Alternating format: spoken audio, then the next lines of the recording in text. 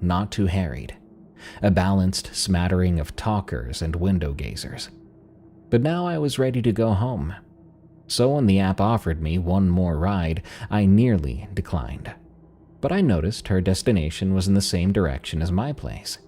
So I figured one more ride couldn't hurt.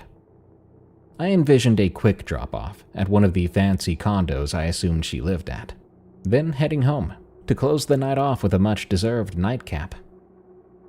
When I pulled up, she opened the door and closed it again. There was no walking through walls nonsense, or 1 second she's outside and the next she's sitting in the back seat staring creepily at me through the rearview mirror.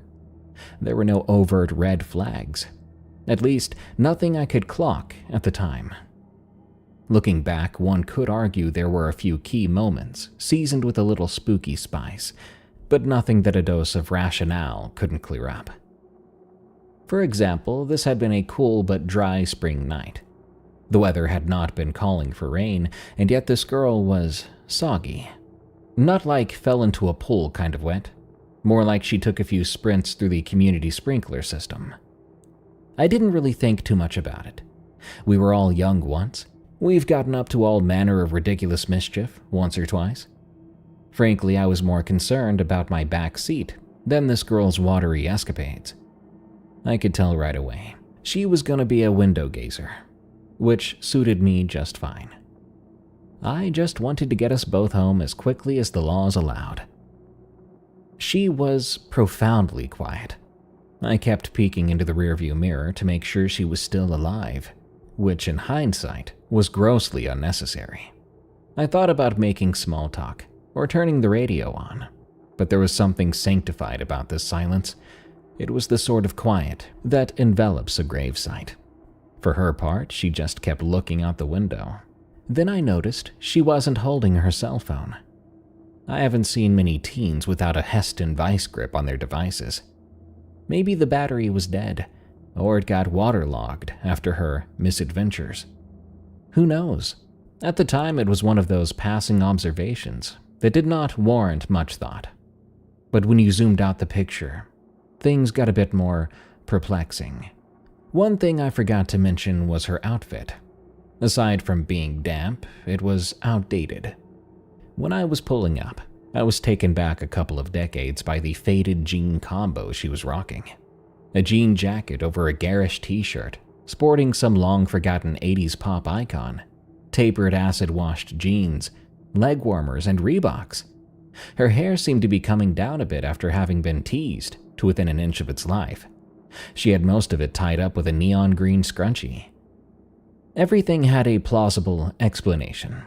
I'd picked up a Stranger Things superfan making her way back home from some cosplay pool party gone awry, and now all she wanted was to go home and sleep it off. I didn't pull up to any condos like I thought I might. Instead, I drove down a dark cul-de-sac and up what I assumed was her driveway. That's when it all sort of fell apart. I didn't hear the door open, and the interior lights had been acting up, so they didn't come on. But by the time I stopped and looked back, she was gone. The only indication that she had been there at all was my damp back seat and the wide-open car door.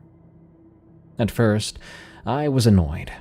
No thanks or sorry for the upholstery, but now you can't even close my door. I looked around, but I couldn't see her. So then I got worried. Did she fall out at some point? Was she sick and splayed out on the driveway? I came around to her side of the car, but she wasn't there. She wasn't anywhere. The house I'd pulled up to was dark, and it stayed dark. The street remained deserted.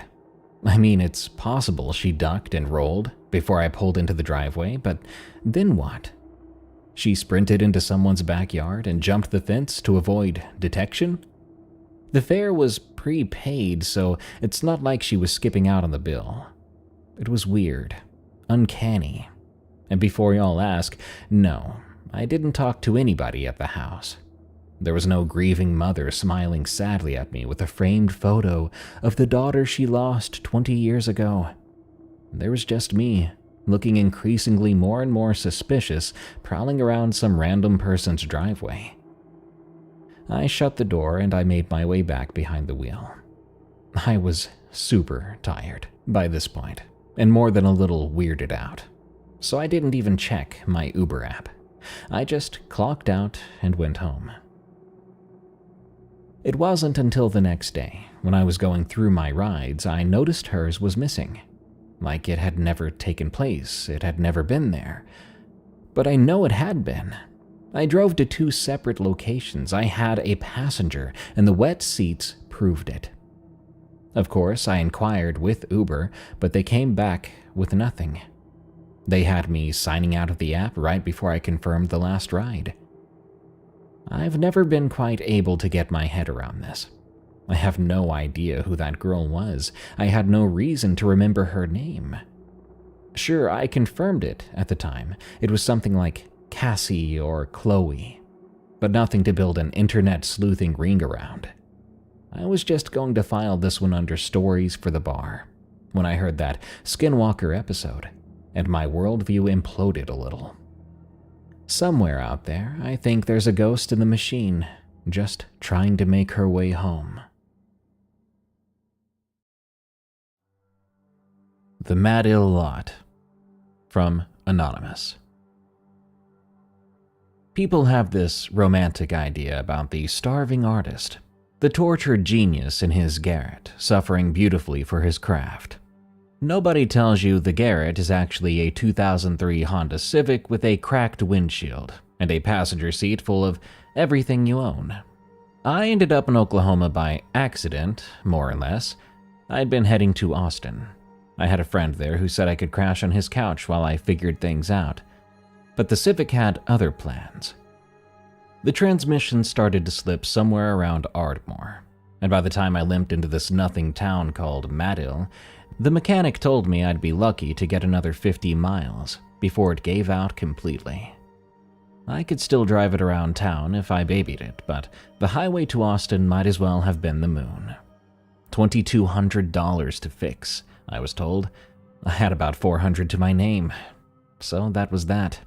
My car was a ticking disaster. Madill, Oklahoma. Population maybe 4,000. 1 Walmart, 1 McDonald's, a Mexican restaurant that was actually pretty good. I ate there once before I started rationing what was left in my bank account. After that, it was gas station food and whatever I could find at the food bank at the Baptist church on Wednesdays. I parked behind the Walmart at first, which was stupid. They ran me off the second night. After that, I found this spot, a dirt lot behind a farm store that closed at 5. The owner was this older guy named Dean, who saw me pulling in one evening and came out to see what I was doing. I told him the truth, that my car broke down and I was waiting on money to come in. I just needed somewhere to sleep. He said I could stay as long as I wasn't doing drugs or causing trouble. I wasn't, so yeah. 3 weeks I lived in that lot. As for the writing thing, I should explain that. I'd sold exactly 1 short story in my entire life. $800 to a literary magazine no one's ever heard of. But in my head, I was a writer. I was going to write the great American novel. I was going to be somebody. Instead, I was 34 years old, sleeping in my car in Oklahoma, applying to gas station jobs on my phone, and getting rejected by most of them. And then, the thing started to show up. It was around the end of my 2nd week there. The first encounter, I thought it was a dog. A big one, maybe some stray. The lot backed up against this empty field, and beyond that was woods. Decent-sized patch of timber that ran along some creek. I'd see deer sometimes in the early mornings, coming out to graze in the field. Dogs weren't unusual either in a rural area like this. People just let their dogs run about. But this wasn't moving like a dog. I was trying to sleep. It was maybe 2 in the morning, hot as heck, even with the windows cracked. And I kept hearing this sound, a sniffing sound like a pig rummaging around, a grunt and a huff. I sat up and looked out the back window. There was this shape out in the field. It was about 50 feet from the car. It was down on all fours, nose to the ground, working its way across the grass in strange little circles. The moon was bright enough that I could see it pretty well, and my first thought was, that's a big freaking pig. My second thought was, oh, that's not a pig. The back legs were longer than the front, so it moved with this weird rocking motion, hindquarters higher than the shoulders. The snout was long, more like an anteater than a pig, and it swept left and right as it probed the ground in front of it. I don't know how long I watched it, but eventually it moved off toward the tree line and disappeared into the woods. That was a rough night for sleep, I'll tell you that. The night after, it was closer. Around the same time, the same sounds. But this time, when I looked out, it was only about 20 feet from the car. It was still snuffling around in those strange circles. But I could see more details now. The skin was hairless, or mostly hairless. Patches of bristle here and there like a diseased hog. The color was disgusting. Like gray pale with a sheen to it. I mean wet looking. It stopped what it was doing and raised its head. The snout came up and waved in my direction, like it was tasting or smelling the air. I could see its nostrils flare up, two dark slits at the end of that long tube. It didn't have eyes, or I couldn't see them. If it did have eyes, they were small enough to disappear in the moonlight. We stayed like that for 10 seconds. I was in the car trying not to breathe, and that thing was in the field, snout pointed at me like some sort of dreadful antenna. Thank God it went back to rooting around rather than taking notice of me. I got out of there, started the car, transmission grinding and engine whining. The whole vehicle shook like it was going to fall apart, and I drove carefully to the Walmart parking lot. Security or whatever be darned. I sat in that lit parking space until dawn, and I didn't close my eyes once. Dean asked me the next day why I'd moved. I told him there was some animal out there that was freaking me out, some sort of wild pig thing. He gave me this look, and he didn't look surprised. Did you see which way it went? Into the woods, towards the creek. Yeah, folks have seen that before, or something like it. He didn't elaborate. Fine by me, I guess. I went back to that lot that night, because I didn't have anywhere else to go. The Walmart security guy had already warned me twice, and at least Dean's lot was safe from cops. That thing came back around 2:30. I was awake, because I was waiting for it, watching. This time it came right up to the car. I could hear it breathing through my cracked window. There was this scraping sound, too, against the driver's side door. I saw it standing on its back legs now. Its front legs looked more like arms, and they were braced against the window frame. The thing's snout was pressed against the glass, leaving a smear of something thick and yellowish. I didn't see a mouth, though. Again, just a long snout and two nostril slits, opening and closing only inches from my face. It huffed against the glass, fogging it up, and made this sound in its throat, like a gurgling noise. Imagine holding your head underwater and trying to make a growling sound. I'm not sure why I didn't scream. God knows I wanted to. But I was in this frozen state.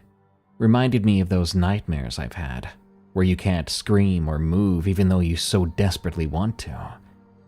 But it was real life. I sat there watching this thing investigate my window like it was trying to figure out how to get in. After a couple of minutes, it dropped back down to all fours and moved off. I watched it cross the field until it vanished into the trees. My transmission money came through 3 days later. A tax return that I wasn't sure if I was even going to get. It was direct deposited into my account, and I felt like a miracle had happened. I was at the mechanic shop before they opened, and I was luckily out of Madil by noon. I didn't even say goodbye to Dean, which I still feel guilty about because he had been so good to me. That was about 8 months back. I'm in Austin now on my friend's couch like I planned, and I still haven't found a real job. I'm doing DoorDash now, and it's enough to keep me off the streets. I haven't tried to write anything since I left Oklahoma. One time I tried to Google Madill, Oklahoma, strange animal sightings, or Oklahoma pig creature, or variations of that, but I still haven't found anything like what I saw.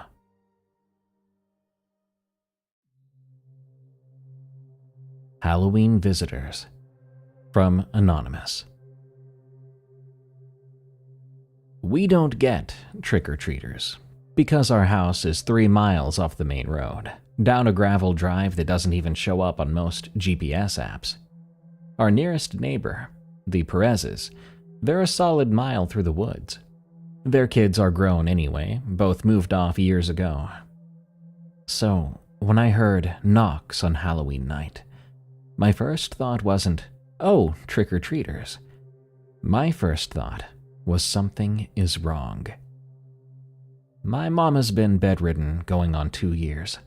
A stroke took most of her left side, and what it didn't take, the diabetes has been working on since. I moved back home to help when it became clear she could not manage on her own anymore. I'd been living in Shreveport. I had a decent job at a dental office there. That was right after my 28th birthday. I'm 30 now. 2 years of feeding tubes and bedpans and physical therapy, and yet all of it hasn't really done much of anything. I've cooked her meals for 2 years now, but she can barely swallow, and we're both just pretending that we don't know how this ends. The house is my grandmother's originally. She left it to my mama when she passed. It's pretty old and sits on about 40 acres of East Texas pine woods. My granddad bought it cheap back in the 70s, and nobody ever did anything with it. There's no cell service unless you walk up to the ridge behind the old barn. The internet comes through a hotspot that I pay too much for. We get water from a well and power from lines, which go down every time the wind picks up. Halloween isn't a thing out here. Never has been. When I was little, we would drive into town for trick-or-treating, hit the neighborhoods by the school. Out here, there's nothing but trees and dark. So when I heard that knock, 3 raps, polite sounding, spaced out, like someone had been taught proper manners, I got up from the couch really slow. Mama was asleep in her hospital bed in the back room, oxygen machine humming like it always does. I didn't turn on the porch light right away. I just went to the window by the door and looked out. There were 3 children on my porch, 2 boys and a girl. They looked to be around 8 or 9 years old. They were wearing costumes.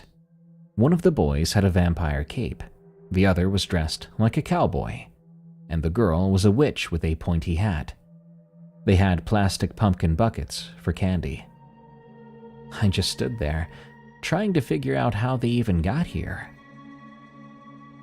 No car in the driveway, no headlights on the road. The closest neighbor is a mile away through thick woods, and it was already full dark. Maybe 7:30. No kid is walking 3 miles down an unlit gravel road on Halloween night, even if their parents allowed it. Nobody even knows this house is out here. They knocked again. The same 3 polite raps. I should have just not answered. That's what I tell myself now.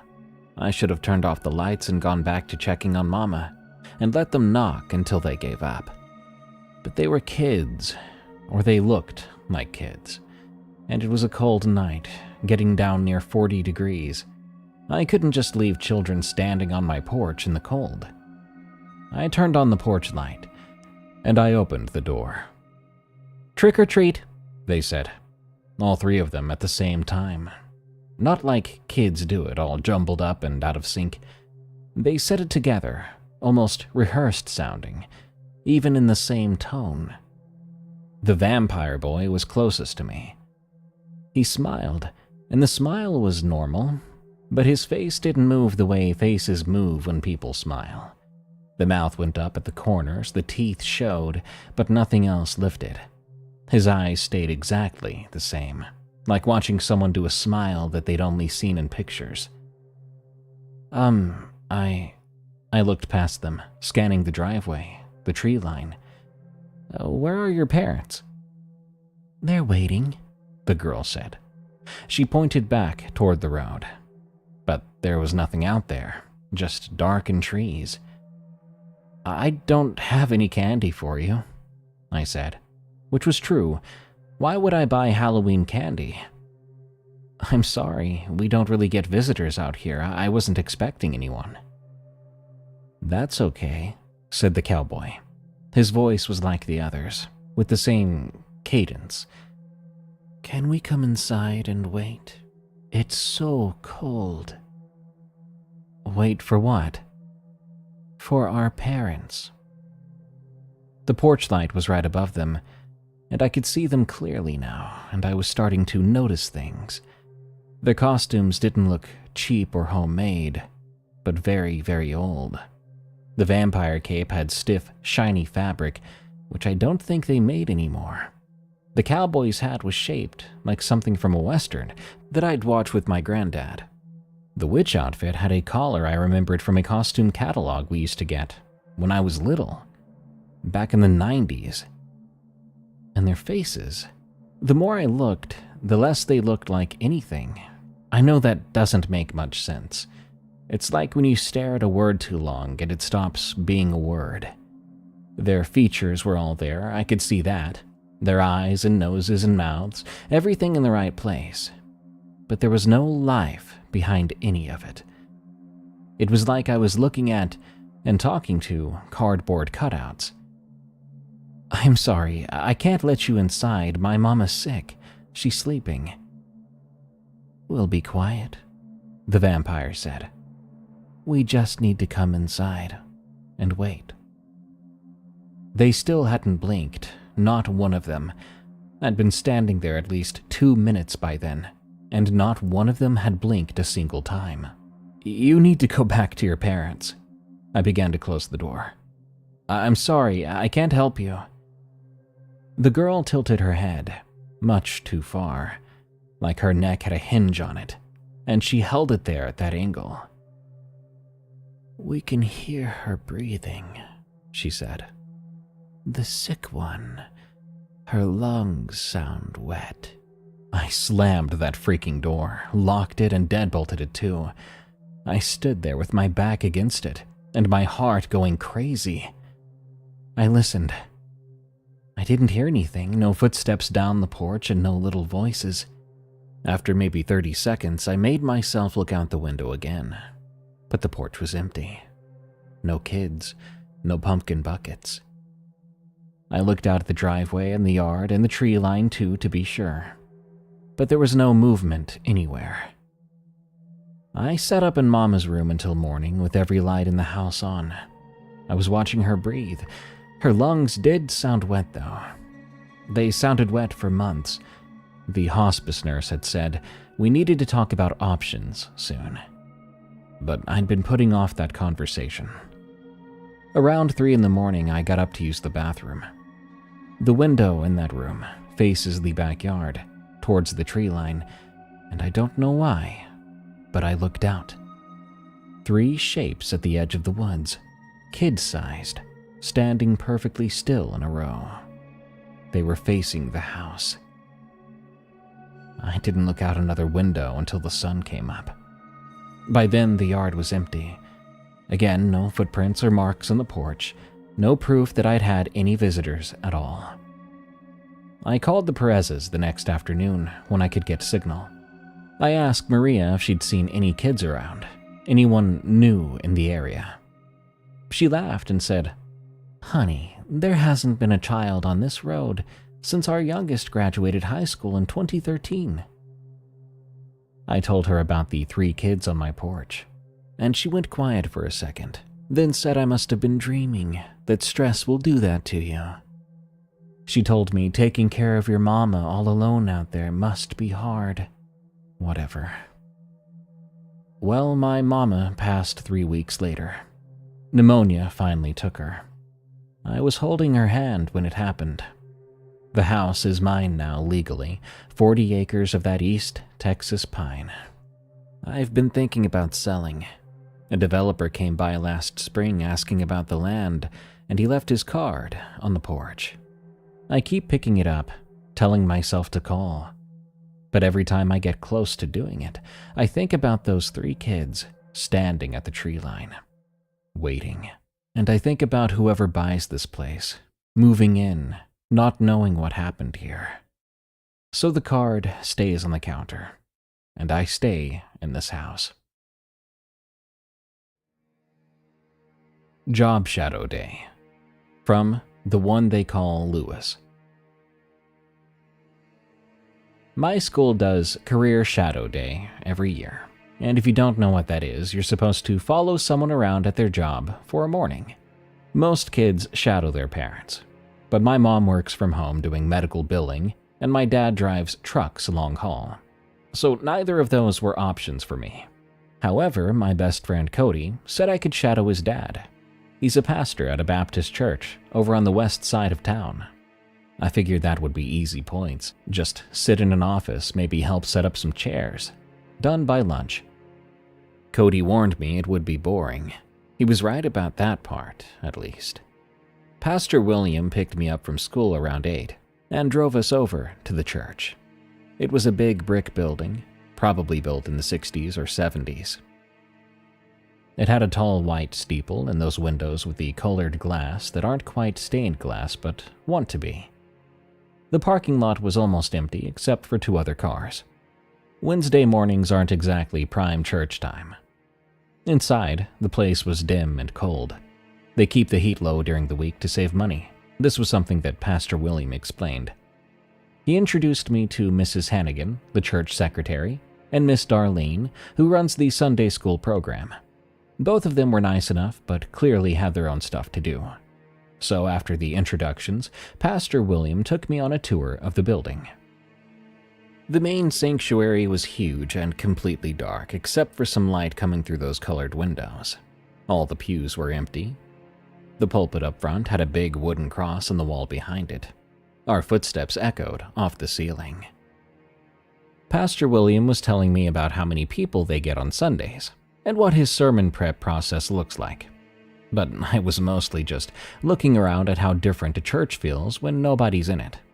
All that empty space meant for people, but no people inside, except for a few. It was all silence and dust floating about in colored light. We went through some classrooms, a kitchen, a fellowship hall with folding tables stacked against the wall. Then Pastor Williams said he needed to check on something in the storage area downstairs, and I could wait in his office or come with him. So I said I'd come with him, because sitting in an office sounded even more boring than just following him around. The stairs to the basement were behind a door near the back of the sanctuary. The stairwell had a light switch at the top, but when Pastor William flipped it, nothing happened. He said the bulb must have burned out again and pulled out his phone to use as a flashlight. I did the same with mine. The stairs were concrete, narrow, and cold. The basement was this long hallway with doors on either side, most of them open to dark rooms full of old furniture and boxes. Christmas decorations, folding chairs, that kind of stuff. Pastor William went into one of the rooms at the far end of the hall to look for something, told me to wait in the hallway, and I stood there with my phone light pointed at the floor. I don't know how long he was in there. A few minutes, I guess. But I was already starting to get bored, and wandered a bit down the hall, looking into the other rooms. One of them had old choir robes hanging on a rack. Another had a bunch of those felt boards they use for kids' Bible lessons, the kind with little felt cutouts of Jesus and sheep and stuff. When I turned around to walk back, I couldn't see Pastor William's phone light in the room anymore. So I called out to him. My voice sounded so weird in that basement. kind of flat and echoey at the same time. There was no answer, so I walked down to the room he'd gone into and shone my light inside.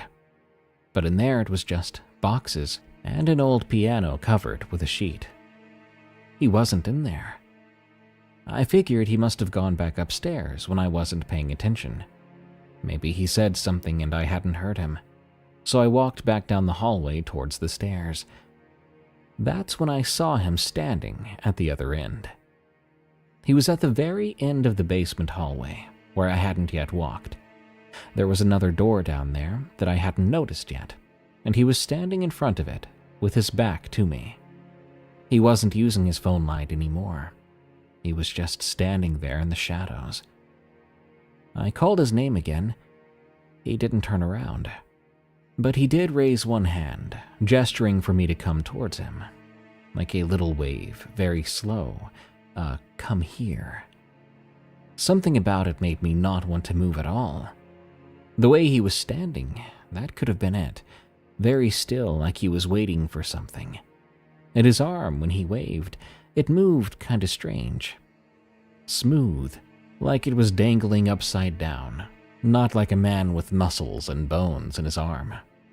And he still had not turned around. I called again, asking if everything was okay, but he didn't answer.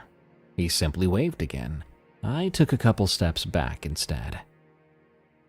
But when I moved, Pastor Williams moved. He turned his head to look at me over his shoulder. He only turned it part way, just enough that I could see the side of his face in my phone light. Pastor William has a beard, a short one that's mostly gray. But the face I was looking at had no beard. It did have a chin that was too long and too flat. I ran. I was going up the stairs 2 at a time. I slammed through the door at the top and came out into the sanctuary, where there was Pastor William standing by the pulpit, talking to Miss Darlene. He looked over at me when I came crashing through the door. Both of them did. He asked if I was okay and where I'd been. He said I looked pale. I told him I got turned around in the basement, and it freaked me out. He laughed, then straightened up, telling me not to go anywhere in the church without being accompanied. And I looked at him, confused. What was he talking about? He was the one that led me to the basement, after all. Before I could utter a word, he went back to talking to Miss Darlene. So I decided not to say anything about what I saw. I told Cody later that night, but Cody just said I was messing with him, and got annoyed with me when I said it really happened. So I just stopped bringing it up after that. The Career Shadow Day report I turned in said I learned about sermon preparation and church administration. I got a B+. I haven't gone back to that church. Cody still goes every Sunday with his family like he always does. I asked him from time to time if he ever saw anything weird, and he would look at me like I was crazy, and said, "Dude, it's just a church. Nothing happens there." Minnesota Madness, from Just Jerry. Last year we had a pretty hardcore winter where I live. I'll say it's somewhere in Minnesota. We're pretty used to driving on icy roads when we have to, but I'll just say if someone says they're comfortable doing it or even good at it, they're probably exaggerating a bit. I'm in my last year of high school, 18 years old, and I was and still am currently employed at a Jersey Mike's. Best sandwiches if you ask me. This happened during last winter on my drive to work. So it was about 4:30 p.m., and the sun was already basically useless. Technically still up, but giving off zero warmth and making everything look gray. My shift started at 5, and I'd left a little early because the roads were garbage. I'm talking that black ice situation where everything looks fine, but your car has other plans. I was driving my mom's old Subaru, which honestly handles pretty well in the snow, but I was still going about 35 on the highway because I'm not trying to die for a part-time job. The radio was playing some generic pop station, and I had long since zoned out because I drive this same route so many times. That's when I noticed a man standing on the side of the road. He wasn't walking or thumbing for a ride, he was completely still, facing the tree line. He was maybe 20 feet from the shoulder. He was so still I nearly mistook him for a statue. But as I approached, I could see the faint haze of breath coming from him in clouds. I decided to slow down, not stop, because I was curious as to what this guy was doing or what he might have been staring at. I slowed down enough to see, but not enough to make it too obvious, because then I would look like the creep. As I did, I noticed just how absolutely still he was. It was so bizarre. A person has slight sways or subtle corrections to their balance, and obviously their chest and shoulders will rise and fall as they breathe. But this guy, he was motionless. In fact, I was so bewildered by this, I didn't notice I'd completely stopped a few yards away from him. But I swear his shoulders, chest, nothing was moving. But his breath was still coming. That was the part that made my stomach sink. His breath was still coming out in those visible puffs, but his body wasn't doing anything to produce it. I sat there with my foot on the brake, trying to make sense of what I was looking at. My brain kept cycling through explanations. Perhaps he was wearing really thick layers and I couldn't see the movement. Maybe it was a prank and someone had set up a dummy with a kind of fog machine. Yeah, I know, that second one is really stupid, but I was desperate to know. The thing is, he was wearing a dark hoodie and jeans, normal clothes, not bulky at all. And then my car chugged outside. I'm not even sure why. Did it backfire all of a sudden? Whatever it was, it caused the man to turn his head. But he didn't turn his body. His head rotated towards me, smooth and slow, while the rest of him stayed completely in place. Think that scene from The Exorcism. Something you'd hope to never see in real life. His face was very pale, and he was smiling. I don't mean a friendly smile or even a creepy grin. Just wide and weird. I hit the gas, and my tires spun on the ice before catching.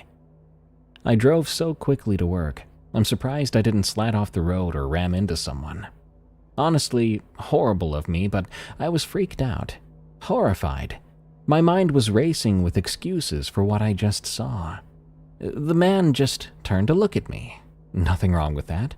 The rest of what I thought I saw was an illusion. Yeah, white surroundings and his dark hoodie made me think otherwise. Right? At work, I told my coworkers about the event. They seemed very into the story. I mean, not a lot happens in this town, and we are a close-knit bunch, so they weren't going to disbelieve me if I was serious. In fact, after the shift ended, one of them asked if I could drop him off along the way. This particular coworker lived along the same road as me. We did this often, actually. I'll call this coworker Jacob. Jacob had brought his car in that day, but didn't mind riding with me if I didn't, as he wanted to see if this guy would still be there. I told him he was insane, but honestly, I wanted to know too. The not knowing was eating at me. We clocked out around 9:30, and by then it was pitch black out. Minnesota winters mean the sun clocks out way before you do. We got in my mom's Subaru, and Jacob was already making jokes about it, saying stuff about how we're going to find Slender Man or whatever. I laughed, hoping quietly that it wasn't actually Slender Man. After that, he got an idea, and he scrolled through Reddit, finding Skinwalker stories to share with me. I laughed and told him to shut up, because he was actually creeping me out. As we got closer to the spot, I began to feel this heavy dread settle into my chest. Though I wanted to know what I'd seen before, I suddenly started to feel like I didn't want to see that guy again. I really didn't, but I also couldn't stop myself from slowing down as we approached for some reason. Jacob put his phone down and leaned forward, scanning the trees. "Man, there's no one here," he said. And he was right. The spot was empty. I felt relief wash over me, and I was about to speed back up when Jacob grabbed me by the arm, startling me. "Wait, Stop the car." I hit the brakes. "What?"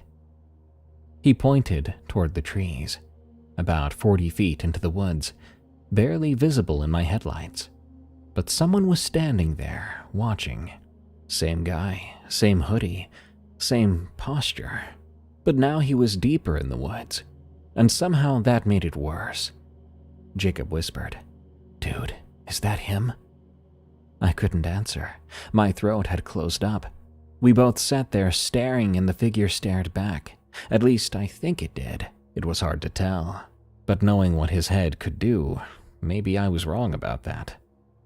Jacob reached for the door handle, but I grabbed his wrist so fast I probably left a bruise. "What are you doing?" I asked. He looked at me with weird excitement in his eyes. "Dude, I gotta get a closer look. See what this guy's about."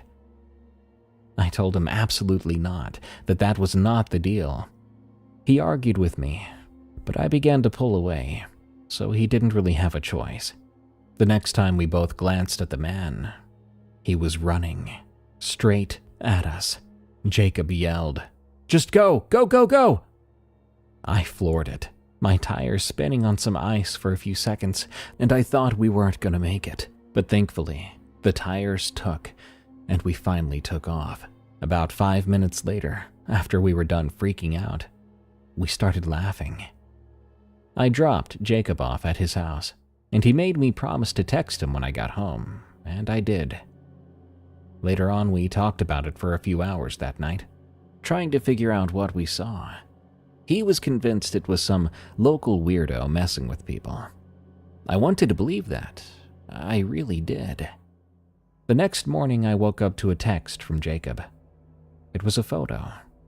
He had gone back alone in the middle of the night. The picture was dark and grainy, clearly taken with his phone's flash. It showed the tree line from the road. No one was there. But in the bottom corner of the image, almost out of frame, there was a hand, pale, fingers slightly curled. It was right next to his car door.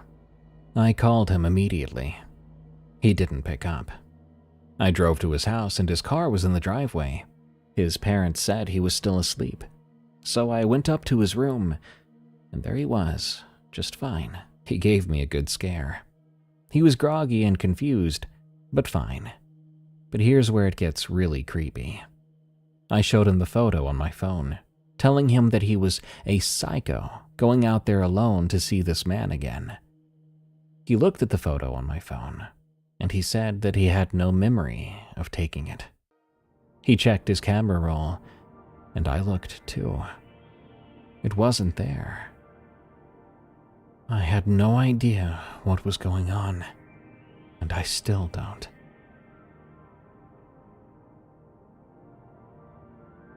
Unemployed and nearly destroyed. From Not 3333. I know you want to hear scary work stories, but I'm in the business of unemployed, and this happened when I was actually looking for work, so I hope it counts. For context, I'm 24. I got laid off from a warehouse job about 3 months before this happened. They were downsizing, and I was one of the newer hires. It sucked, but whatever. Unemployment was covering me for a bit, and I was applying to stuff online every day. Indeed, LinkedIn, even Craigslist when I got desperate. But the place I actually found the most leads was Facebook. There are these local job groups where people post openings of sorts, and sometimes you can message business owners directly. It feels more personal than blasting your resume into the void. That's where I found this listing. Some guy named Travis posted that he needed help clearing out a storage unit. 1 day of work, $200 cash, and he would provide lunch. The post had like 15 comments from people asking if it was still available, so it seemed legit, and I thought I would be late to the party. I messaged him anyway, shooting my shot. He got back to me within an hour, and he was super friendly. He said most of the other people had flaked, and he was glad someone serious had reached out. We set it up for that Saturday. He gave me an address out near the edge of town. I live in Ohio, and there's this stretch of industrial area that's half abandoned. There are old factories and storage facilities, among other things. I didn't think anything about it. Storage units aren't usually in the nice part of town. I told my roommate where I was going, mostly because I wanted someone to know in case this guy turned out to be strange.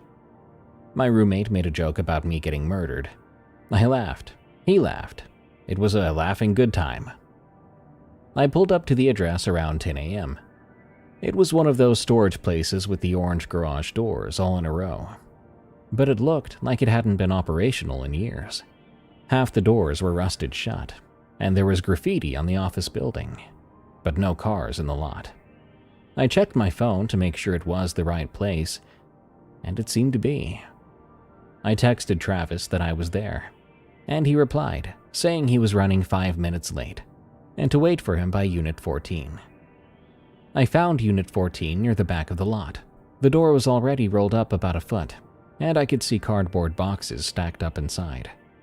That made me feel a bit better. There was actually stuff to move, so the job was real. I leaned against my car and waited. About 10 minutes later, a truck pulled in. Some beat-up old Chevy, dark blue with mud on the tires.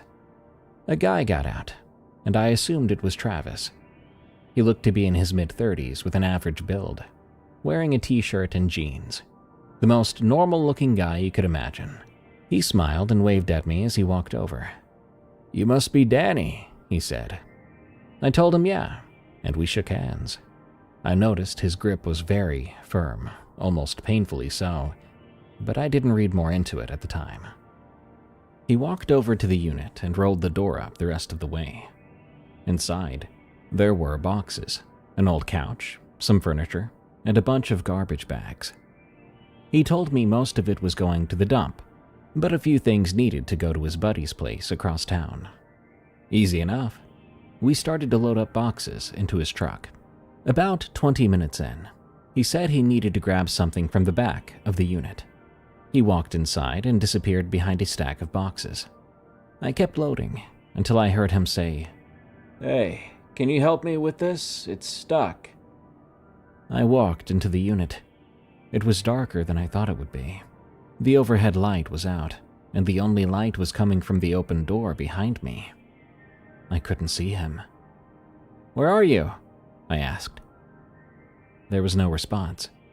I took a few more steps, but then I heard the door rolling down behind me. Surprised, I spun around and saw him standing by the entrance, pulling the door shut. I ran toward it, but he was faster. The door slammed down, and I heard a padlock click into place. Complete darkness. I couldn't see a thing. I began to bang on the door, yelling for him to let me out, but nothing happened. I then heard his voice, muffled through the metal. "Toss your wallet and your keys under the door and I'll let you out." I couldn't believe what I was hearing. This guy had set this whole thing up to rob me. Or worse. The job listing, the friendly messages, all of it. I told him to go screw himself. Probably not the smartest thing to say in my position, but I was panicking. He didn't respond for a while, and then I heard him walk away. I stood there in the dark, trying to figure out what to do.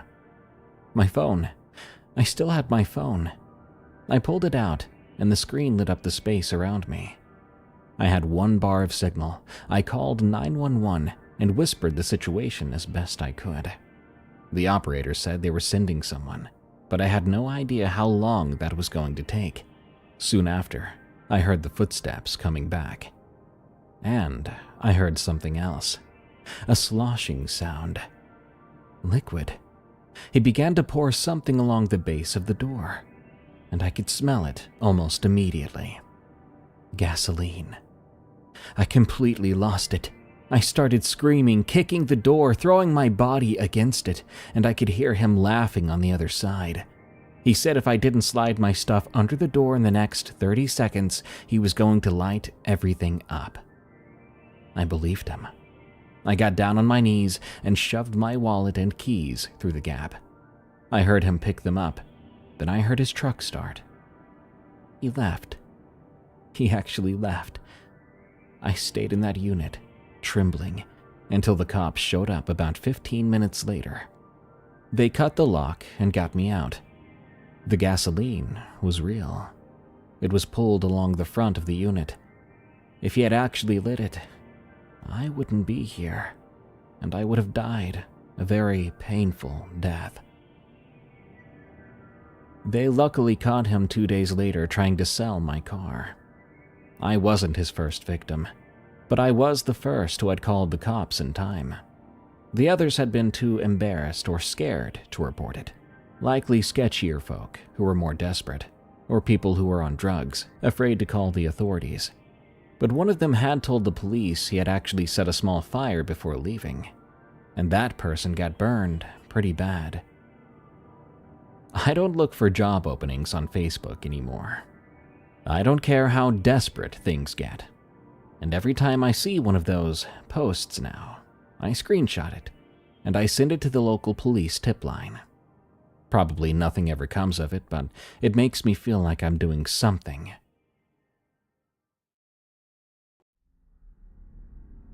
I've never been more scared. From Linda. This happened a couple of years ago during a holiday rush. I was 26 and between real jobs, and I signed up to do deliveries for one of those courier companies that contracts out during peak season.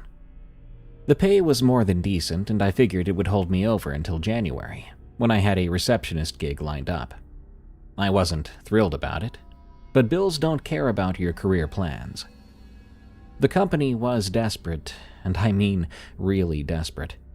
They were short on drivers and even shorter on vehicles. Most of their regular fleet was already assigned, and the rentals they'd secured were going fast.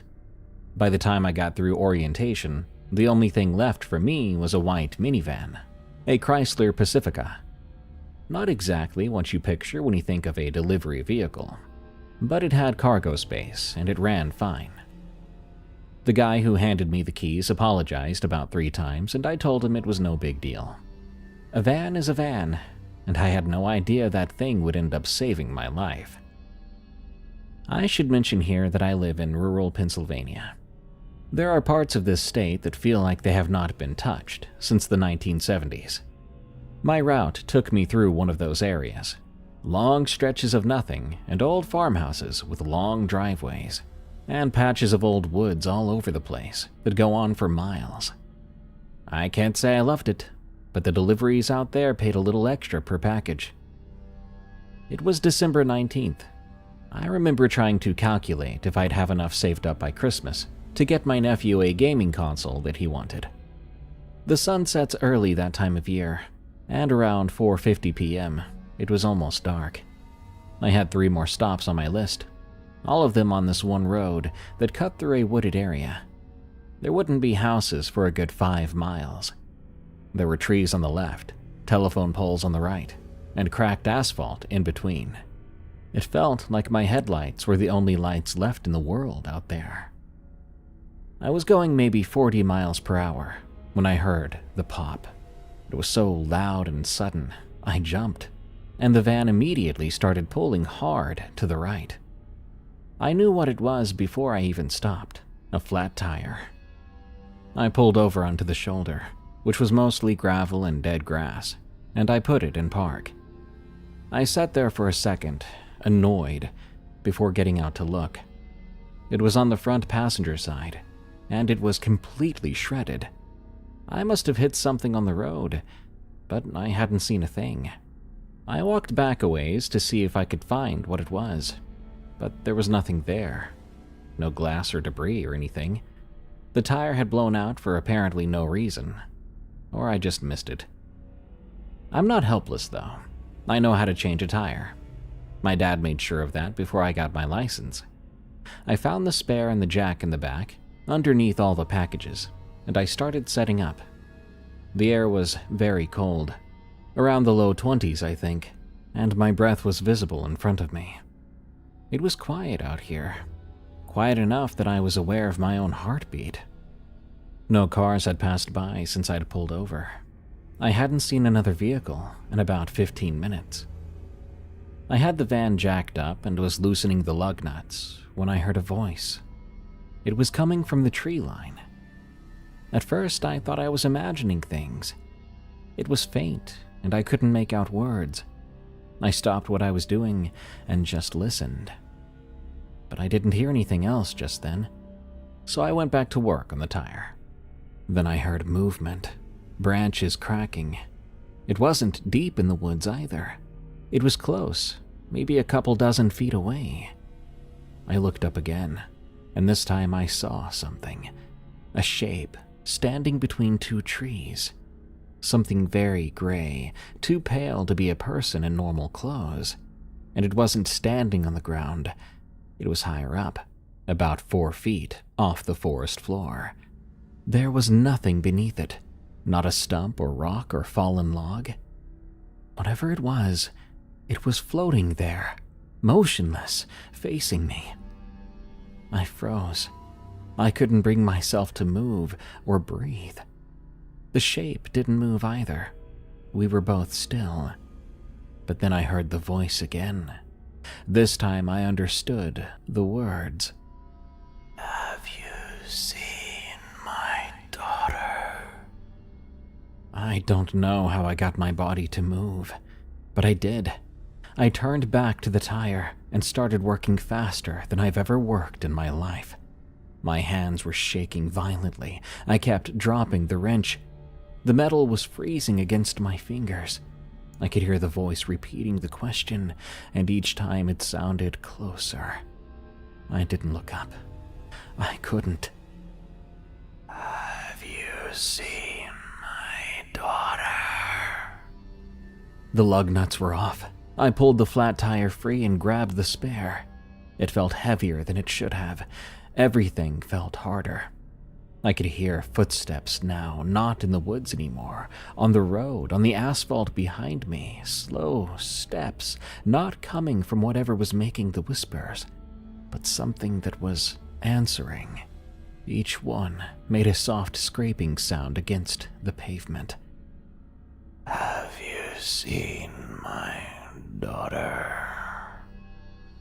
I shoved the spare onto the bolts and started tightening. My fingers were numb from the cold, and I kept on fumbling. One of the lug nuts slipped from my hand and rolled under the van. I left it. I didn't have time to go get it. The footsteps stopped then. I could feel something next to me. I could feel it the way you feel someone standing far too close to you in a line. The air got very, very cold. I could see frost forming on the side mirror. She was in the road. She was in the road, and then she wasn't. I tightened the last lug nut and yanked the jack out from under the van. The vehicle dropped hard, and I threw everything into the back, without caring where it landed. I ran to the driver's door and got in and locked it. My hands were shaking as I turned the key, and the engine started on the first try. Thank God for that rental. Before I pulled away, I looked in the rearview mirror. She was standing in the middle of the road, right where I'd been working. I could see her clearly now, under the dim glow of the van's taillights. She was wearing a nightgown, old-fashioned. It had lace around the collar. Her hair was long and tangled and looked soaked. Her face was pale and gaunt, and her eyes were completely black. No whites, no pupils. Her mouth hung open, and she was still saying it over and over. But I couldn't hear her anymore through the glass. I watched her lips move in the mirror as I drove away. I was flooring it. I didn't slow down until I hit the main highway 20 minutes later. I never delivered those last 3 packages. I called the company and told them I'd gotten suddenly very sick. I never had to do that route again. Nobody questioned me. Here's the part that still haunts me. About 6 months later, I was telling this story to my aunt, and she looked stunned. She asked me exactly which road it happened on. I did my best to describe the spot. She explained that back in the 80s, a woman and her daughter were driving on that road late at night. The woman fell asleep at the wheel. The car went off the road and hit a tree. The mother survived, but her daughter didn't. They found the mother wandering the road the next morning, asking everyone she came into contact with if they'd seen her daughter. She died in a psychiatric facility 3 years later. She never accepted that her daughter was gone, and never stopped asking. My aunt lives out that way now. I go visit her with the kids a couple times a month. Every single time I drive past that stretch of road, I press the gas a little harder. My kids have asked why I speed up there. I tell them the road is bumpy, and I want to get past that spot quick. I'm not sure they believe that, but I'm not going to tell them the real reason yet. Maybe when they're older and won't get too scared to sleep. For now, it's just a bumpy road. The voice in the PA system. From Shock and Jones. I worked overnight stock at a grocery store for about 8 months. This was a few years ago when I was saving up for a trade school. The shift ran from 10 p.m. to 6 a.m., and most nights it was me and 2 other guys. We rotated through aisles with pallet jacks. During that time, the store was closed to customers. It was quiet except for whatever was playing through the PA system. This PA system was old. It was connected to a phone in the manager's office, but no one used it overnight. The music ran on a loop from some corporate playlist, the same 40 songs or so every night. After a while of working there, you kind of just tune it out. 3 months in, I started to notice the music would cut out around 3 a.m. Not every night, but it was often. There would be a click, followed by dead air for about 10 seconds. Then the music would come back. I thought it was some sort of glitch, or some interference. Old system, old building, and all that. But one night, the click happened, and instead of just dead air, I heard a voice. It sounded feminine, mid-sentence, like I'd tuned into a conversation already happening. And I swear what I heard was something like, "Told him it wasn't ready yet." Then silence. Then the music came back. I asked the other guys about it the next night. They hadn't heard anything like I had, so I let it go. But this happened again about 2 weeks later. A click, but then a man's voice, calm and conversational sounding. He said, "She's not going to find it there." And that was that. The music came back right after. I started paying attention to the clock. It was always somewhere between 3:10 and 3:20 a.m. Never outside that window. I told my manager, and he said the PA had been weird for years. Probably picking up radio interference, like I first thought. And he didn't seem too concerned. The last time it happened, I was alone in aisle 12, stocking canned vegetables. The click came, and this time there was dead air for a while, about 30 seconds. I stopped what I was doing and listened. Then that woman's voice came back. This time she said, "He's listening again."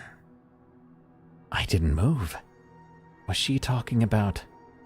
A man's voice responded, "I know." Then the music came back on. I was like, what the heck? I finished my shift, clocked out, and put in my 2 weeks' notice. But during those 2 weeks, I never did hear it again. I have no explanation for this. I mean, if it was interference, it shouldn't have had conversations about me listening. Or maybe that was all a coincidence. Then again, the woman's voice didn't say someone's listening. She said, "He's listening." Like they knew exactly who I was, and had been aware the whole time, and that night, they just decided to let me know. I work in HVAC now. normal hours, and no PA system ghosts. Lots of ghosties tonight, boys and gals. A gentle reminder that sometimes the scariest things we might see out there.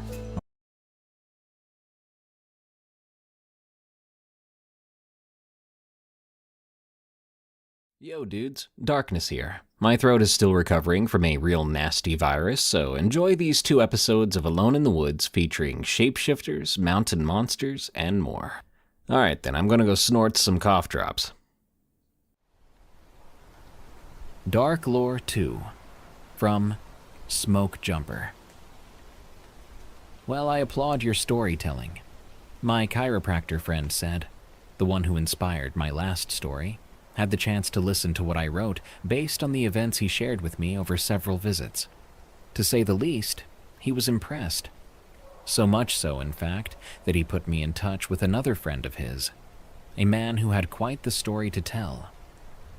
After hearing what this man had been through, I decided to do my best to write it from his perspective, making sure to capture his expertise and the rawness of his experience. For the sake of this story, I'll call him Rick. I'm Rick, and I've spent over 20 years working in forestry, 10 years as a smoke jumper, and another 10 as a forestry surveyor. As a smoke jumper, I parachuted into remote areas to fight forest fires.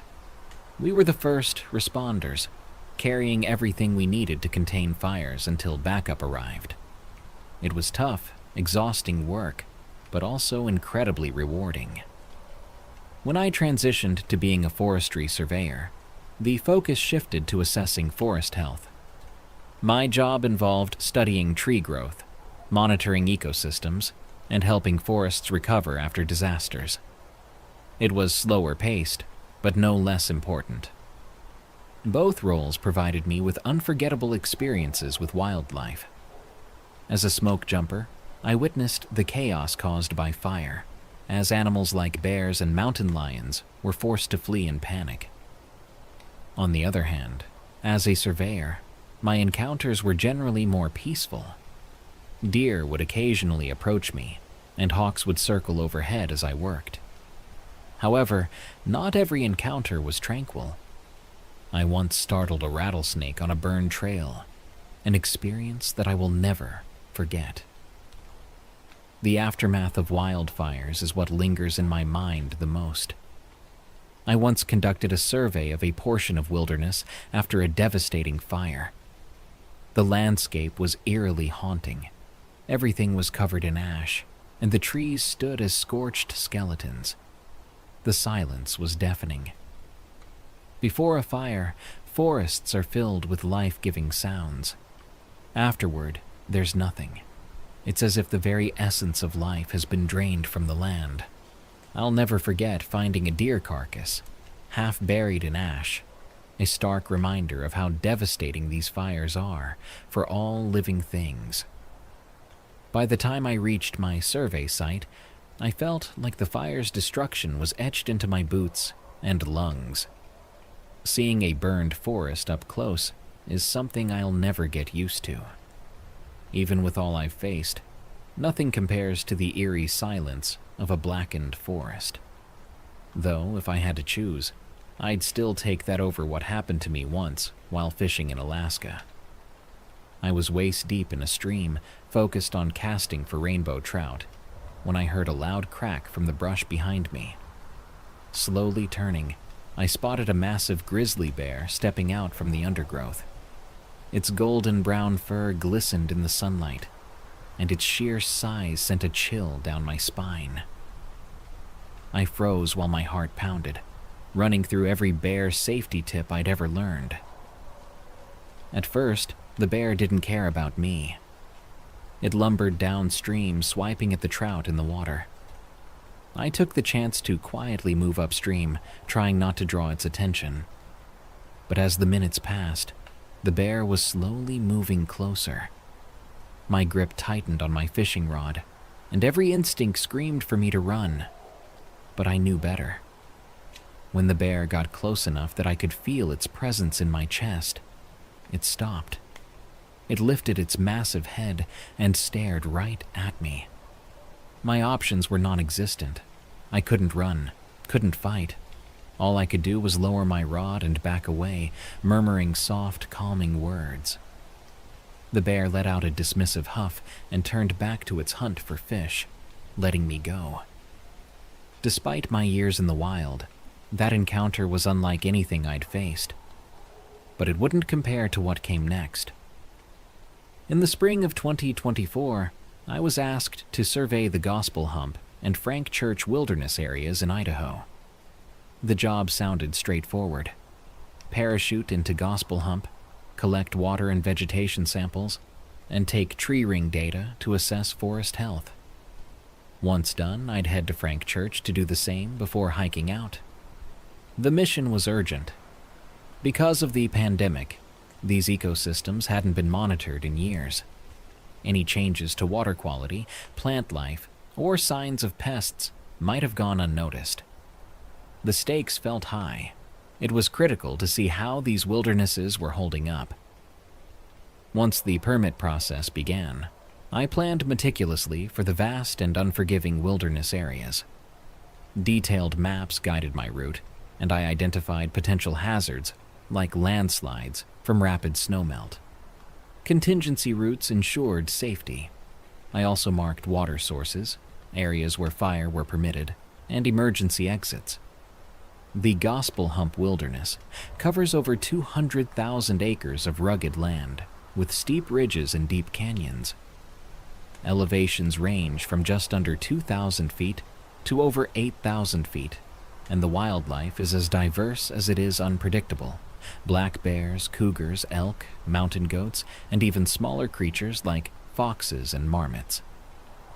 The Frank Church Wilderness is in a league of its own. 2.3 million acres of untamed land.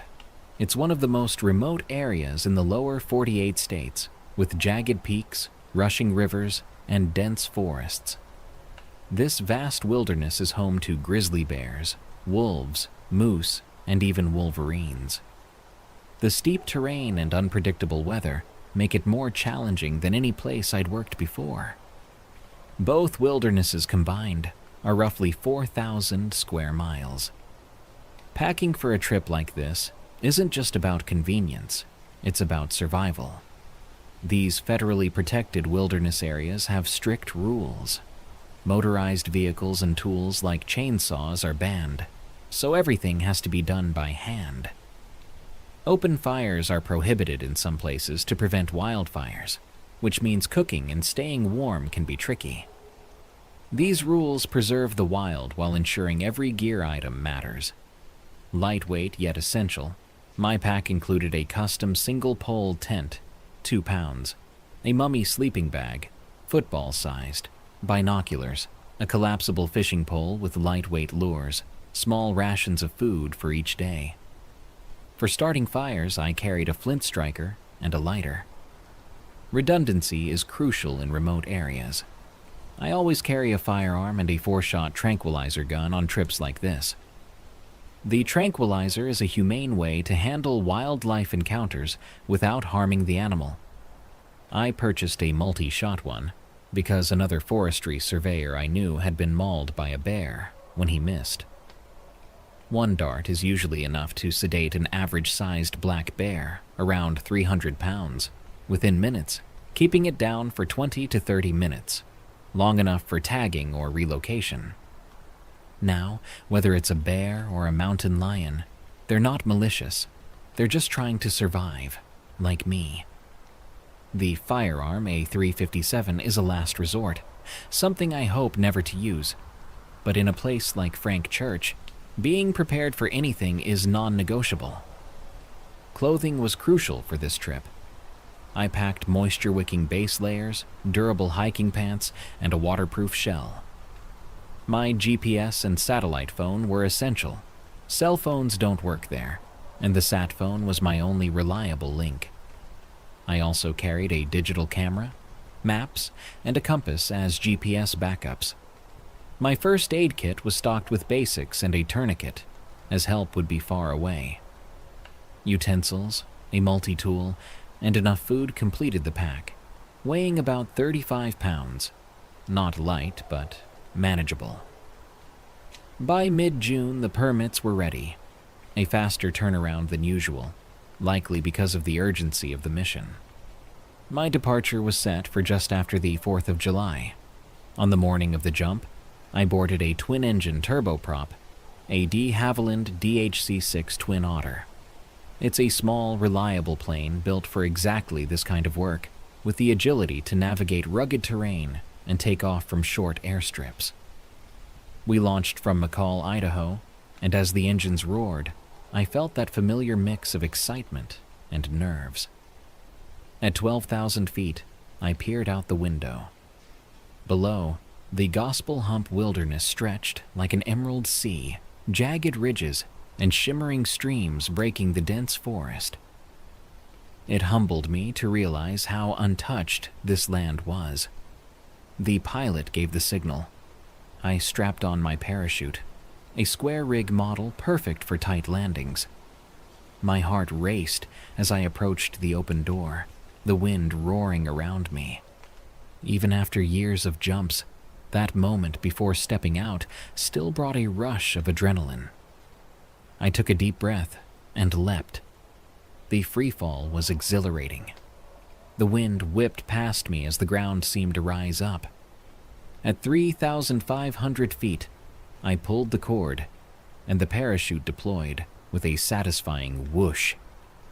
My descent slowed, and I used the toggles to guide myself toward the clearing that had been marked as my landing site. I landed smoothly, rolling to absorb the impact.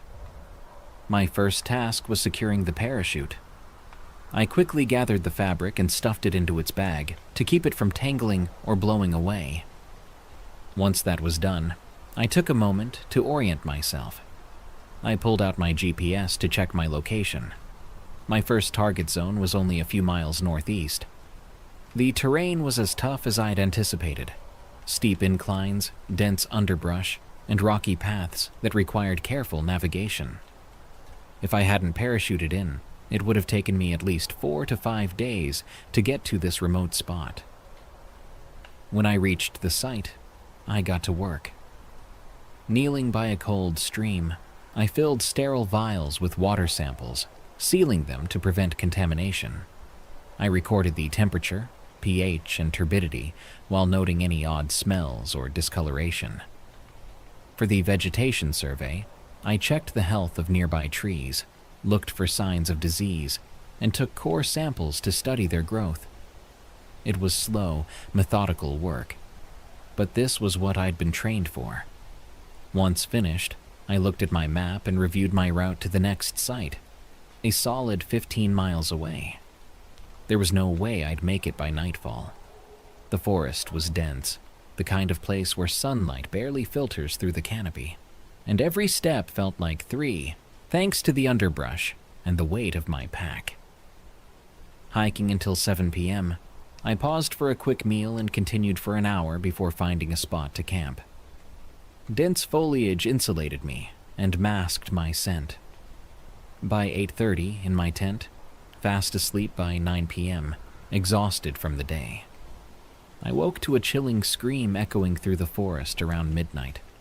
The scream, deep, guttural, and unlike anything I'd ever heard. I've heard bears growl, mountain lions scream, and wolves howl in my years out here. I've even heard lions roar on a vacation to Africa. But this sound was different, something primal and haunting. The horrifying scream sounded like the word "woe" was being exhaled with every ounce of strength from whatever was making it, dragging the scream out for about 45 seconds. The sound reverberated all around, making every hair on my body stand on end. Then, as the first scream died out, another one answered it from a distance. It was as if 2 massive creatures were communicating, or challenging each other, from opposite sides of the valley. The horrific back and forth continued for nearly 2 hours, each scream as terrifying as the last. The forest, which had been alive with the usual nocturnal sounds of insects and small animals, was now deathly silent, as though every living thing was holding its breath. Sasquatch stories had always fascinated me in a casual fireside kind of way. I'd heard them in bars, taverns, and fire camps, but I'd never been a believer, or a skeptic for that matter. I'd always sat on the fence, enjoying the stories without fully buying into them. But these screams, they sounded exactly like the descriptions I'd heard. It was hard to shake the feeling that something was really out there. When the screams finally ceased, the silence was unnerving. My nerves were shot, and I couldn't sleep. Exhaustion took over, and I drifted off, but it was restless sleep. I woke up around 9 a.m., much later than usual, the sunlight already streaming through the forest canopy. Frustration hit me hard. Not only was I 2 hours behind schedule, but the unsettling events of the night were fresh in my mind. I had no desire to linger in this area any longer than necessary. The thought of fishing, which had excited me the night before, was now the last thing on my mind. All I wanted was to pack up and get moving. By 9:30, my tent was stowed, my pack was on, and I was hiking with purpose, trying to shake the lingering unease from the night's screams. I wasn't just hiking, I was pushing myself in a way I hadn't in years. The thought of those sounds haunted every step. My rational side told me I was safe, but instinct told me to keep moving. I had 11 miles to reach my target area, including a mountain pass. Normally, I'd pace myself on steep terrain, but not that morning. I jogged through valleys and charged uphill with determination. I was traveling to testing sites with no path, which resulted in slow progress. The early morning light cast long shadows in the valleys, and the air carried the heavy scent of damp moss and pine. Normally, I'd photograph the streams, towering trees, or an occasional bird flitting through the canopy. But my focus was singular. Put as much distance as possible between me and that eerie campsite. The brutal climb to the mountain pass left my legs burning and lungs heaving, yet I pushed on, adrenaline overriding fatigue. The narrow pass with jagged rocks and steep drop-offs demanded caution. The wind chilled my sweat-soaked clothes. At the peak, I paused to listen to the unnerving silence. No birds, no rustling leaves, only the relentless howl of the wind. It reminded me of the night before, and I hurried to leave it behind. By the time I reached the other side, my legs felt like lead. My stomach growled, reminding me I hadn't eaten much since the night before. I paused just long enough to drink some water and eat a protein bar, barely tasting it before shoving the wrapper back into my pack. The forest around me was silent, and the crunch of my boots on the trail felt deafening in the stillness. Remarkably, I covered the 11 miles in under 5 hours, a pace I wouldn't have thought possible under normal circumstances. When I reached my next testing site, I collapsed onto a patch of mossy ground. My chest heaved, my muscles ached, and for the first time since hearing those screams, I felt a faint sense of relief. I forced myself to get to work, taking samples and running tests with practiced efficiency. Focusing on something tangible helped steady my nerves. I analyzed the water, took tree core samples, and measured the undergrowth. My hands were steady, but my mind wasn't. The feeling of being watched had faded with the distance I'd covered, but it wasn't entirely gone. While working, I ate more jerky and trail mix to recharge, but it wasn't enough. The unease from the previous night persisted, and I felt I hadn't escaped the source of the sounds. As I packed up my equipment, I found myself glancing over my shoulder. My rational mind told me I was being paranoid, but the screams were still fresh in my memory. If I had to, I was ready to hike well into the evening to put even more distance between me and that place. By 4 p.m., I was packed and ready. I pushed forward despite my burning legs. some energy returned from the food. Reviewing my map, I planned my next move. The next testing site was 12 miles away, but I'd have to cross a looming mountain first. Originally, I'd planned to only climb halfway up and skirt around its side to save energy. But with time on my side, I decided to summit it instead. From the top, I'd have a clear view of the surrounding wilderness, and that extra visibility felt like the reassurance I needed. The mountain wasn't particularly steep compared to the others around it, and the 6-mile hike seemed doable before nightfall. Just barely. After double-checking my route, I set off with renewed purpose. The thought of reaching that summit and the safety it seemed to offer kept me moving forward. The hike through the forest started off straightforward, but quickly became grueling. A stream I'd expected to be narrow and easy to cross had swollen, likely from recent rain or snowmelt. Instead of flowing through a small clearing as the map suggested, it had spilled into a miniature floodplain. I had to veer north, following its edge, until I found a safe crossing. The delay was frustrating, but adapting to the wilderness is second nature after years of experience. By the time I reached the valley at the mountain's base, long shadows stretched across the ground. The sun was dipping low, casting the sky in shades of orange and gold. It was close to 7 p.m., but I pressed on. The climb was steady, the rocky terrain uneven, but manageable. My boots crunched rhythmically against the path. As I neared the summit, the last of the daylight faded, and darkness settled in. The stars began to brighten, faint at first, but growing against the deepening night. When I finally reached the top, the temperature had dropped, and the wind whispered through the rock formations. I found a spot between boulders that provided a natural windbreak. Not perfect, but good enough for the night. Setting up camp in the dark is something I'm used to.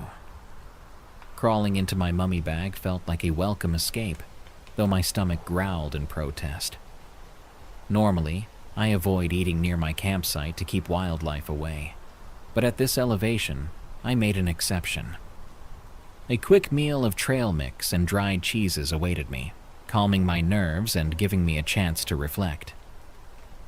Sitting there, overlooking the wilderness, I marveled at how far I'd come. The fear from the previous night had driven me farther than I thought possible. But now, atop this mountain, I felt peace. That peace didn't last long. Nature's call pulled me out of my warm bag, and I stepped into the cold night. As I finished my business, I looked up and froze. This time it wasn't fear that stopped me, but awe. The stars above were brilliant, brighter than I'd ever seen. The longer I stared, the more I noticed. The faint glow of the Milky Way, shooting stars streaking across the sky, constellations I hadn't thought about in years. I stood there for minutes, transfixed. Stargazing wasn't something I did often. The vastness of the sky washed away the chaos of the last 12 hours, making my fear feel distant, almost insignificant. Eventually, the cold forced me back to my tent.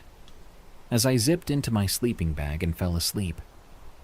The next morning, I woke shivering, the wind cutting across the mountain's summit with a biting chill. My sleeping bag had done its job, but the cold seeped in regardless. As I packed up my supplies, I kept moving to stay warm, my fingers fumbling slightly as I worked against the wind.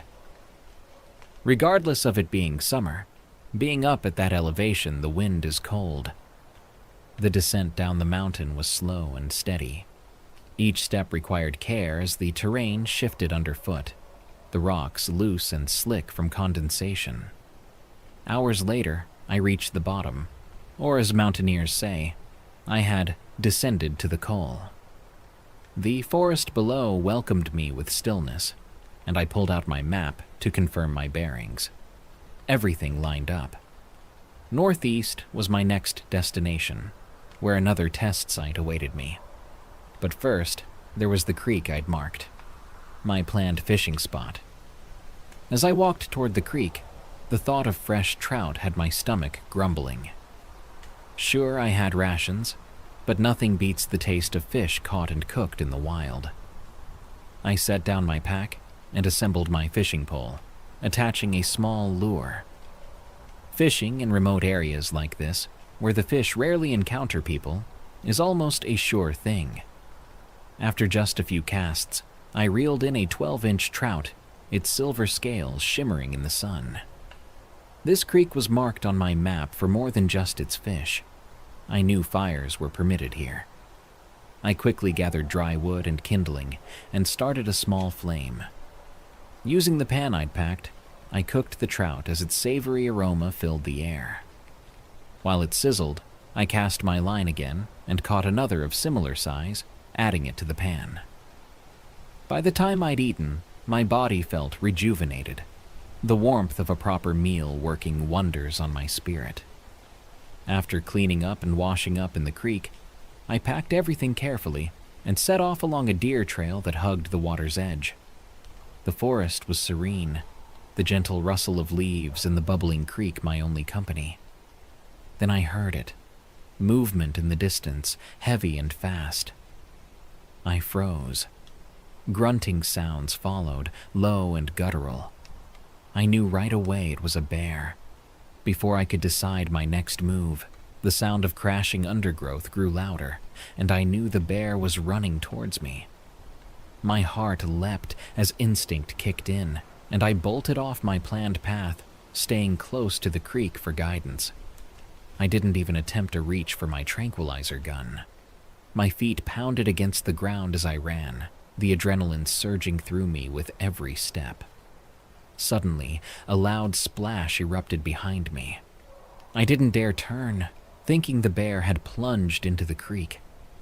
I kept my pace, my breath ragged, until out of nowhere, a grizzly burst through the foliage ahead. It charged right across my path, not even slowing to look at me, before vanishing into the forest on the other side. The encounter startled me so much I came to a stop, my chest heaving. But then I heard a watery noise in the creek behind me. Slowly I turned, and about 50 feet away stood something massive in the creek, a creature I'd only heard about in stories. It was enormous, easily 9 feet tall, with broad shoulders and a muscular build that seemed almost otherworldly. Its body was covered in thick, dark brown hair, matted in places, giving it a wild and untamed appearance. Its face was a strange mix of human and ape, with deep-set eyes that locked onto mine. From 50 feet away, I couldn't help but compare its size to a fully loaded wild land firefighter. I'd been close to many, obviously, but this creature dwarfed even the largest fully geared firefighter I'd ever encountered. It didn't just look bigger. It felt massive, its sheer presence radiating power. The Sasquatch didn't move. It just stood there, staring at me, as if as shocked to see me as I was to see it. I couldn't think, couldn't process. Fear, awe, and disbelief clashed in my mind, leaving me frozen in place. The Sasquatch, there was no other word for it, tilted its head slightly, as if trying to understand what I was. My senses finally kicked in, and I remembered what I'd done with the bear in Alaska. Slowly, I backed away, my eyes never leaving the creature. The wind shifted, carrying a strong, earthy smell with a coppery tang. It was pungent and distinct, a scent I instinctively knew belonged to it. I continued to back away, but my foot caught on a tangle of foliage. I stumbled, landing hard on my pack and rolling onto my chest. When I scrambled to my feet, the creature was gone. I didn't wait to see if it would return. Just like after the screams, I packed up and moved as fast as my legs could carry me. My only thought was to stick to the plan and head toward the next test site, but my pace was quicker, more frantic. And then I heard it, A scream, loud and guttural, pierced through the forest. My blood ran cold. Seconds later, another scream answered from the distance. In that moment, it all became clear. They had known I was here from the start. I wasn't just in the wilderness, I was in their territory. At the edge of the forest, I broke into a jog, descending into a narrow, elongated valley. The haunting screams echoed behind me, urging me to increase my pace. Though I had deviated from my planned route, I maintained a general sense of direction. Upon reaching the valley's end, I hastily removed my pack and retrieved my GPS device. I discovered I was roughly half a mile off course. Consulting my map, I identified the correct direction to rejoin my intended path. I pressed on until late evening, finally arriving at the next testing site. Exhausted, I set up my tent and immediately fell into a deep sleep. The following morning, I awoke as usual, lying in my tent and reflecting logically on my recent experiences. I knew what I had seen and heard. Requesting an early extraction would only necessitate a return trip later in the month or the deployment of another researcher in my place. I had several extraction points marked on my map for emergencies, the nearest being a day's hike north along an old service road. However, I dismissed the idea and resolved to proceed to the next site, located directly east, reasoning that increased distance would provide a sense of security. After eating breakfast, I performed the necessary tests, packed up, and set off once more. The next site was 10 miles away, situated at a lower elevation, necessitating a descent. Maintaining a brisk pace, I crested a small hill and encountered the only road in this wilderness, a seldom used route in poor condition. The road served as a boundary between two wilderness areas. Its deteriorated state explained why the emergency extraction point was located further north. Crossing the road into the Frank Church River of No Return wilderness, I began my descent toward the next area. The boundary followed natural geological formations, clearly demarcated by the terrain. The descent was gradual, with elevation dropping from 6,000 feet near Dagger Creek to around 4,000 feet in the lower regions. I started my descent. The landscape began to change subtly. The dense forest gave way to open meadows, the ground underfoot becoming rockier. The sun climbed higher in the sky, its warmth a welcome respite from the cool morning air. Despite the challenging descent, I welcomed the warmth and change. I arrived at my next testing site just as the sun dipped below the horizon. Exhausted but relieved, I set up my equipment and performed the necessary tests by the dim light of my headlamp. As soon as everything was packed away, I climbed into my tent and fell asleep almost immediately, grateful for the quiet. The following 2 nights were similarly uneventful. I allowed myself to slow my pace, taking time to rest, fish, and enjoy the meals I prepared. The fresh trout was plentiful and delicious, and for a brief moment, I almost felt at peace in the wilderness. It was a rare reprieve, but I knew better than to let my guard down completely. The testing sites I visited didn't follow any obvious course or pattern. They seemed scattered across the wilderness, chosen to sample different types of vegetation and terrain. If I had to describe their arrangement, it was like tracing a jagged backward sea across the region. I continued southward, marking my progress as I worked my way toward the next site. One morning, after a quiet night, I packed up and headed to a testing location only 4 miles away. It seemed like an easy day's hike, and after fishing for breakfast, I felt ready to tackle the trail. I hugged the tree line of the mountain I needed to navigate around, confident that the steep drop-off on my map would be passable if I skirted along its side. But as I rounded the bend, it became clear that wasn't an option. The sheer cliffs dropped sharply into the valley below, far more dangerous than I had anticipated. Frustration set in as I checked my map again. The only options were to double back, descend, or ascend and go over the mountain. Descending looked equally treacherous, and I was tired of backtracking, so I chose the upward climb. The ascent took longer than expected, each step testing my stamina as the loose rocks and uneven ground slowed my progress. Finally, after several hours, I crested the peak and began my descent, relieved to find a flat clearing where I could take a much-needed break.